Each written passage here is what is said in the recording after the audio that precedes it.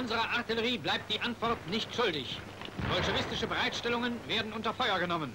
Vēsturnieki par tā saucamo Liepājas aizstāvēšanu raksta, un tad sākās posms, ko var dēvēt par kolosālas muļķības, stulbu sakritību un pilnīga bardaka, haosa aizstāvēšana, kad šāva no visām pusēm, pat neapzinoties, kur ir ienaidnieks vai kur ir savējais.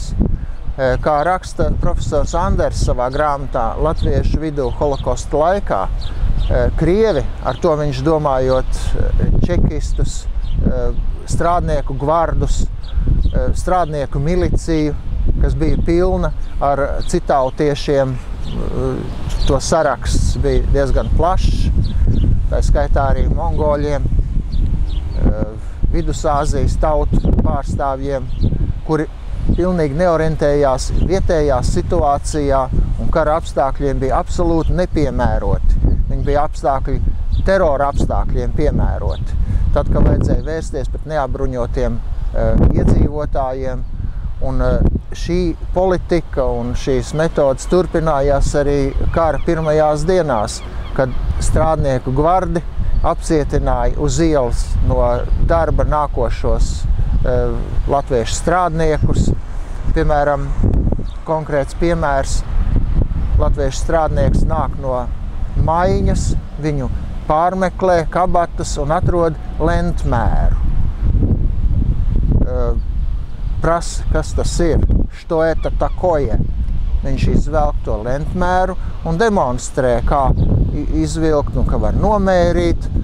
Pēkšņi patruļas vadītājs atlēc atpakaļ un nošauj uz vietas, nošauj šo cilvēku, jo viņš nav redzējis lentmēru. Viņš domā, ka tā ir kāda raidstacija vai kaut kas tāds, ar ko var sazināties ar uzbrukošiem vāciešiem.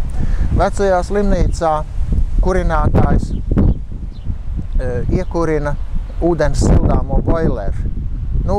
Protams, ir dūmi pa skursteni, ierodās divas strādnieku gvardas patruļas, apcietina kurinātāju un uz vietas spriež tiesu. Apsūdzība, ka kurinātājs ir devis ar dūmiem signālu uzbrukošajiem vāciešiem. Un turpat slimnīcas parkā viņu kopā ar galveno ārstu nošauj. Terors, kas vilkās tikai īsu mirkli, bija tas blakus papildus apstākļus, kas vēlāk nostādīja liepājniekus un, es domāju, arī latviešus kā nāciju pret čekistu teroru, pret Staļina metodēm pārvaldīt okupētās valstis. Ja runā par Liepājas aizstāvēšanu un Liepājas vecās apbūves iznīcināšanu, tad, protams, mēs varam būt neobjektīvi, jo mēs tur neesam bijuši. Un konkrētie apstākļi nevarēja dot pāredzamu nākotni, kā būtu bijis, ja būtu bijis.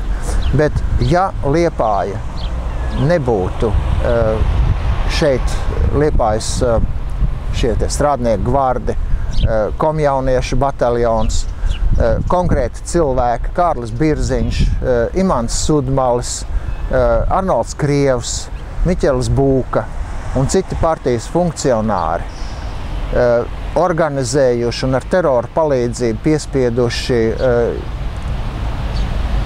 šaut uz uzbrukošo vācu armiju, tad Liepāja būtu tik saglabāta un mēs daudzas mājas vēl redzētu šodien sveikas, veselas un restaurētas.